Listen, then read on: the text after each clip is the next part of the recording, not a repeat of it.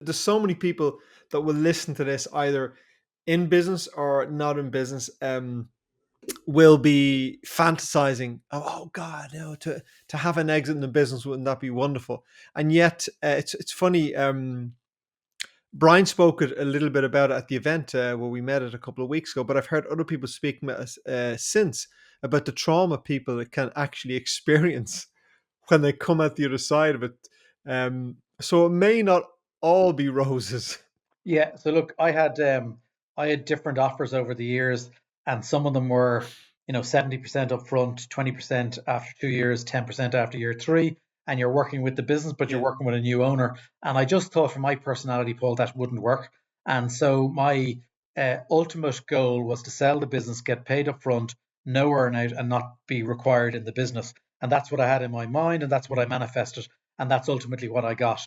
Um, but I'm still pinching myself that I got it, because not everybody gets it, and I consider myself extremely lucky that I did get it, and that Stuart McCall, the gentleman that bought me, just had done this before and wanted to a clean exit, so he could take on the reins of the business and move it in the direction that he wanted to. So it's you wish for these things, you pray for them, you manifest them, you don't ever think they're going to come true, and it has come true now. But I'm not yet. I haven't fallen into any dark corners or in any way. I'm a very positive person, and I have other things to think about now. It's a long time since I've had. Well, I've never had a big chunk of money, so it's different, and no pressure. Don't I'll never have to work again, so it's really unusual. It's interesting because everyone assumes business owners do have a big chunk of money. And I remember my father used to say this to me years ago. He said to me, Paul, you think I have loads of money, but it's all tied up in the business. And now that tends to be the way. I'm not saying you don't live well, but it's not sitting in cash. It's in the assets of your business. It's the cash flow of your business. Yeah, yeah. So I mean, the business was very cash. Uh, it produced a lot of cash, and yeah, I had a nice lifestyle. But you're right. A high percentage of your assets are tied up in that business, so it's not Mm. liquid. It's like having it tied up in a property. And so, I have four daughters, as you can see. They're all at the age where most of them are at the age where they're looking at maybe buying properties. One of them has bought a property, and you would like to be in a position to be able to help them. But when it's tied up in a business, you don't have that opportunity.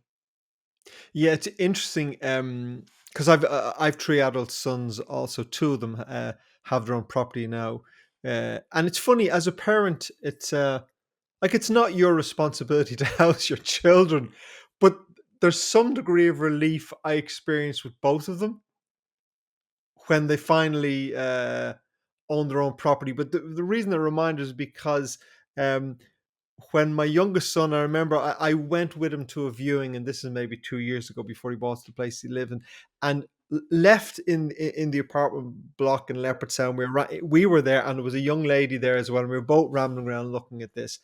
And so the showing was over. As we exited and we walked outside, she was very friendly, and she came up, started chatting to us, and she said to my son, "Oh, you have an unfair advantage." And he goes, "What's that?" I said, "You have your dad with you."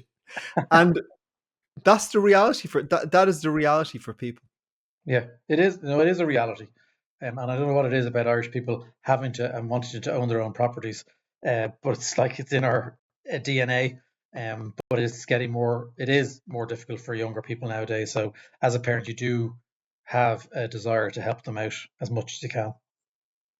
It's interesting when we were at the Plan Your Exit event that Brian Keegan organizes, and I interviewed Brian a couple of weeks ago on the podcast, and he spoke about the fact of this earnout thing that you spoke about. You're trying to avoid, and he obviously has a lot of practical experience of this, and I mean practical experience. I mean speaking to business owners, not what they tell you in the books. Yes. Um, and he said that he had of 40 owners who had exited that he'd spoken to with earnouts. He either said none or only one of them had actually ended up with the earnout, and one had ended up giving money back. So I was really stunned by that. So I think you were probably wise to avoid an earnout because it seems that mostly they don't. you don't end up getting them. Like the buyer has some plan or system, but you end up walking away from whatever it is 20% of the value of your business. Yeah, no, I was very aware that I knew of people who were in that situation. And if you think about it, Paul, if you sell 70 or 80% of your business and then 30 or 20% of it is on an earnout, you've handed over the majority control to the new owner. So you've lost Mm, control of the costs, which means you've lost control of the profits. And generally, the 20 and 30% that you are earning out is based on that. But if they decide to spend more money on marketing, that's going to eat into the profits. And so the conversation they're going to be having with you when the time comes is, well, we didn't make the money we said we would. But they yeah. didn't, because they've been spending money in marketing, and probably after the date you were meant to earn it, that marketing will come to fruition and they'll benefit from it, but you won't benefit from it. And also possibly they know exactly what they're doing, Oh, I think which there's a lot of yeah. that. And it's funny, before I'd spoken to Brian, I mean, I know I've listened to you speak a couple of times, and you, rightly so, you consider yourself a good salesman, and and I have this fantasy at some stage, because I've been selling all my life. I have this fancy at some stage of sitting in a room with a buyer. And I mean, I think I'm good in that situation. I'm well able to speak. I'm well able to do a deal. And up until a couple of weeks ago, I had this fantasy that I would be the guy sitting in a room doing the deal. And then Brian is going, no, it's the worst thing you can do. And I heard a couple of people go, no, don't be in the room. And that was the first major learning from me from that event, was that my mindset totally shifted and going, no, I employ someone. Like, what I've done for the past 30, 40 years is run a business. I have no experience in buying, selling, and businesses. So why am I deluded to think, is that the entrepreneurial thing? I'm deluded to think, well, I'm obviously the best guy to do that. And thankfully I had to turn and it goes, no, you're the worst guy to do that. Employ someone who is an expert to do that. And it now it makes sense, but it didn't make sense until it was told to me. Yeah, no, I was of the same mindset as you, Paul. I said I can sell anything. I can sell my own business, but Yeah. I quickly realized that's not the case. It's a very intense process where the seller should be at arm's length. Now, I was involved in the due diligence very heavily, but there were times when situations would go against my personality and I'd get a little bit Mm, agitated. And so it's mm. good to have somebody in your camp that has done this before and knows how to deal with both the seller and the buyer. It's really, really important. I think so. And it's interesting when I speak to, I mean, most business owners I've spoken to over the years, and everyone thinks we're driven by the pursuit of the dollar. Obviously, of course, we are, but mostly when I get to know entrepreneurs, I find that the biggest thing they're pursuing in starting their own business, running their own business, is freedom. Yes, yes. Um, well, obviously you're chasing the dollar. Well, Yeah, that's one of of the key course. reasons we do it. Um, but it is the freedom to be able to do what you want when you want. Now, a lot of people would say, I had a lot of freedom as a business owner. You know yourself, you can come and go as you want, and I've been able to manage life in and around that. Especially being around for the girls and being home for dinner every day. Mm. That's been very important to me over the years. Going to all their sporting events, really, really important. So I probably did have the freedom, but in one sense, I didn't have the freedom because I had people dragging out of me. I was responsible for people's mortgages, for their children, for their wages every month. So, making sure that the sales targets are hit every month. We took on, we took a loan on in 2019 of 2.5 million. So you're responsible for the repayment of that. So while you have freedom in your Yeah. time to do what you want, you don't have 100% freedom. Does that make sense? Yeah, no, entirely. You don't have 100% freedom, but you have the freedom that, I mean, you have the freedom that nobody can tell you what to do. Like you, I have a lot of freedom. I did say to my a couple of years ago, walking somewhere down the west of Ireland, something on a beach one day, and talking to my wife about the business. And certainly, if you structure and run a business properly, you can have a lot of time freedom. And I said, and she asked me about it, and I said to her, "I'd like to walk along the beach someday and not have to think about the business." Yeah. And that is it, because it once you own a business, even if you have really good people running that business, it never leaves you. Never leaves you. So like that happened to me. So we closed the deal on the 4th of April. Monday the 7th, it was Friday. Monday the 7th of April, I woke up and I didn't have to think of the business. Yeah. And it was like, yeah, it was amazing. And I've had 5 weeks of not thinking about it, and it's been brilliant. Now, obviously, I've been in touch. The new owner's been in touch a few times. Mm. They have a policy of working 100% from home, so they didn't need the office. I Yeah. own the office, so I got the keys back last Wednesday. So there's been a bit of touch, conversations with them, and Mm. some of the staff been in touch. But there's no worries, questions, or concerns Mm. entering my head any longer. But I think maybe, if I could say, you're probably in the honeymoon period. Yeah, And I agree with you that possibly, and I imagine the honeymoon's going to last, right? I mean, the weather's beautiful today. The honeymoon will last, I think, when the dark winter comes in, because the, I mean, I think you've been in business about 30 years. Is that 33 correct? years. 33 years. So it's a hell of a long time to have massive drive, massive focus, and to have that thing that we both know of a business in your head all the time. And it obviously is a huge part of your purpose. And that's my guess, that when, as the year moves on, you'll need to find new purpose. I 100% agree. I mean, I am in the honeymoon period, and it's been made all the more better because of the sunshine Yeah. and some activities I've had recently. So yes, come September, October, and the dark, dreary days of the Irish winter, if I'm sitting inside twiddling my thumbs, it will be a completely different story, Paul, for somebody with Yes. my personality. I agree. Yeah. So have you planned for that, or are you just letting that evolve? No, I nearly invested in a business 2 weeks ago, and then I said, you know what, it's too early. Mm. I met a friend of mine this morning who he sold out 65%, and he's due to finish up the buyout in June, but it's owned by a public company, and they won't have their accounts done for 11 months, and so he wouldn't necessarily get his money till Mm. 2025, 2026. So, Mm. but the point of me telling you that is that he's looking at other opportunities, and if something comes up, he might like to get me involved. I just got off the call from a guy who used to sell software for in the UK. He's looking for help with his business. The accountants that did the financial due diligence have asked would I like to sit on a few executive boards. So I said I would. So nothing concrete has come up, Paul, but I'd like to think somewhere in the mix there'll be some. I'm available for consultancy to anybody who's listening. I'll just do an unapologetic uh, plug there. Mm. So I'm speaking at the All Ireland Business Summit on the 30th of May. Um, it's just that they asked me they're going to induct me into their Hall of Fame. So I think opportunities will come from that as well. Yeah. Yeah.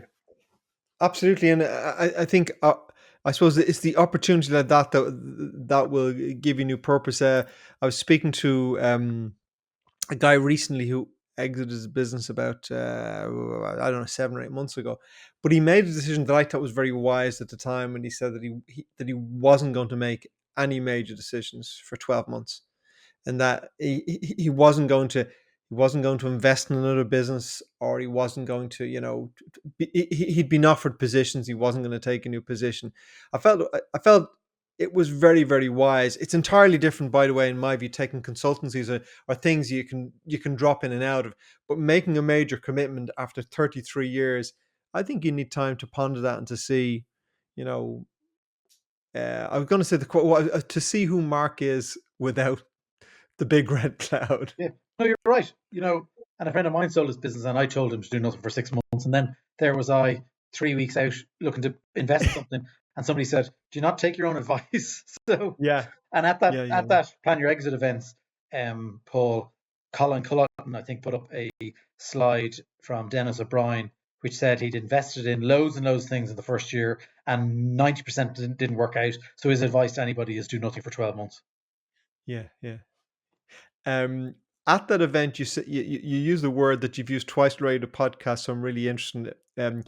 Because you said this at the event as well. You said you manifested the outcome you wanted. Yeah. What do you mean by that? So I had a number in mind that I wanted for the business. I had the scenario, which was what we spoke about earlier on, that I didn't want to be involved in it or an earnout, and I wanted them to keep my staff. And I went to a guy called Jack Black. It's not the comedian Jack Black. It's a I know Scottish Jack Black. guy. Yeah, so he Yeah, has the mind store yeah, process where you build your dream house in your head, and in that you have two rooms. So you have a boardroom. At the board table, you put a couple of people that you would admire in your life. So it could be Nelson Mandela, it could be Richard Branson, So maybe it could be your mother, it could be your wife, it could be your brother. You put them at the table and you start discussing the topic you want to discuss, and they start talking back at you. So it's a little bit, you know, gaga kind yeah. of stuff. But that was one room. The other room is a cinema room, and there's three big cinemas. You walk in, sorry, cinema screens. You walk in, there's one chair, and you sit in the chair. On the left hand screen, there's the problem or the challenge you have at the moment. In the middle, it's where you currently, so it's, sorry, the left hand shows you where it came from. The middle one is what the problem is, and the right hand screen is the solution. So I use that regularly, and I go to bed every night and I manifested the number I wanted and what I wanted, the scenario I wanted, and I wake up every morning and I do the same. And I would include it, I say my prayers, and I would include it in that. And I guess I got lucky. But the story about Stuart was I was introduced to him in April 2024. He had this concept that he had been buying software business for the billionaire. He wanted to do in Ireland, but he didn't have the money. So I Mm, said, you know what, Stuart, I don't think you're quite there yet. I need somebody who's solid, has the money, and we're good to mm, go. So I said, look, I'm not going to do anything with you. And then I went off, and we were involved the with a business in selling it to a Canadian company. And being an accounting software business, Paul, our accounts are spot on. They're really, so we have all the financial information anybody would want. And mm, that's a really important thing for business owners to know, mm, that they have to have a solid set of accounts in the background for when they undertake this process. So we had given everything to the Canadians. We'd gone exclusive with them, and towards the end of September, they said, "Oh, we see you capitalize your R&D, and that's something that we do." And they said, "Well, we don't do that in Canada, and so we can't go ahead."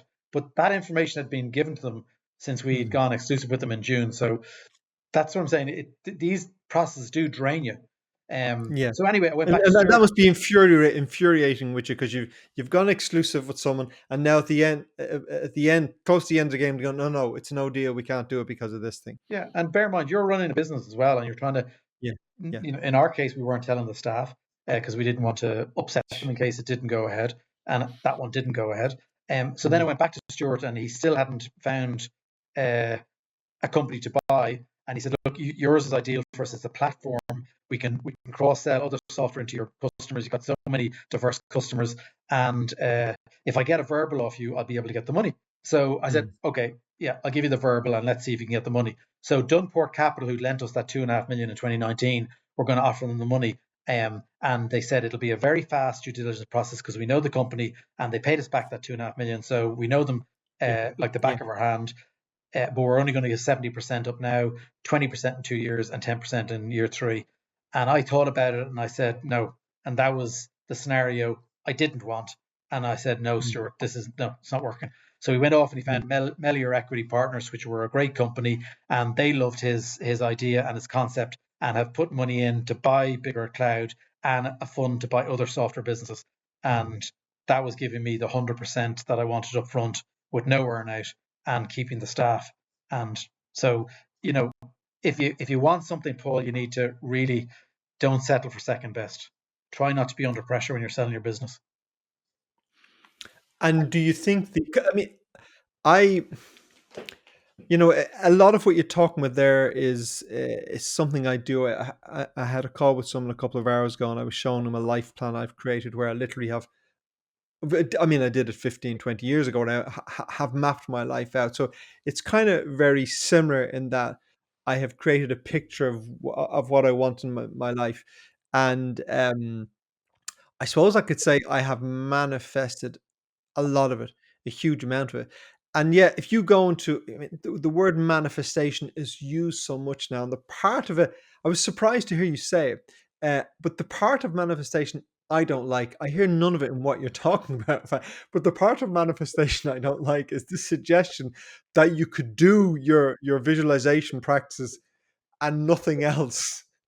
And I think that's where I think to me, what as I listened to you, it's a wonderful add-on because you're running your business, you're planning to set, you're doing all this stuff. And what I'm picking up is because you had impressed this, I suppose, in your subconscious, you were very clear on what you want, and you were beginning to fuel the belief of what, which gave you the courage to go, look, guys, this is what I want. You're not offering it, so no. Um, but it didn't magically create it for you. Or No. do you believe that, or do you believe that it somehow led to, do you believe that there's some process that also led to it happening? Oh, 100%. You can't, no, you're right. You can't sit back and just manifest and, put your feet up and think it'll happen. There's a lot of Yeah. hard work that goes on. And, you Yeah. know, this may not have happened. So you're still running your business and you still need to make it successful. So I was up, I was working on other opportunities, one of Yeah. which I gave to Stuart.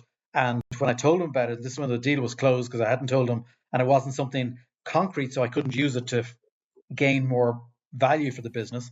But I Yeah. gave him a huge opportunity in the UK, handed it to him, and he says, I can now rip up the 150-page proposal that I gave to Melior, how I was going to grow this business on that deal alone. But I was Mm. working on that on the background. So if the deal didn't go ahead, I would find somebody else in the future that my Yeah. manifestation would lead to. But I wasn't sitting back and just hoping that it was gonna happen. You've got to work at it. They don't these things don't come to you.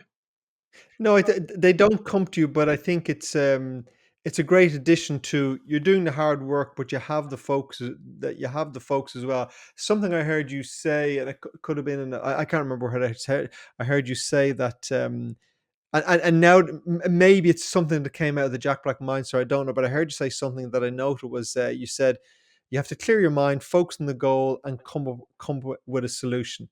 Um, and when I heard you say that, I wondered, what's your process for that? I mean, is that a system you use, and how do you go about clearing your mind? Well, personally, I go about clearing my mind by getting out and doing a run or a cycle or a swim because that's what I'm involved in. But for other people, that might be going out hill walking, just walking, climbing, playing tennis, playing golf. So you need to extract yourself from the complicated situation you're in by freeing up your mind to concentrate on something else and then get back to it. It's really Mm. important. That's how you clear your mind and focus then. And then with a clear mind, and whether that means sleeping on it and come back to it the next day, you then start addressing the situation that you have and try and turn the challenges into opportunities. I suppose the longer you stick at the challenges and the longer you work at them, they turn into opportunities. And if you don't have that approach, then they remain problems for you. No, that I don't use that word problems. I call them Yeah. challenges. So they Okay. remain challenges for you. But a challenge is something to be overcome. A problem has a whole other kind of meaning. So I always look at at basically I look at challenges as opportunities, and then I try and use um, outside the box thinking of how to come up with a solution to get the end result that I'm looking for.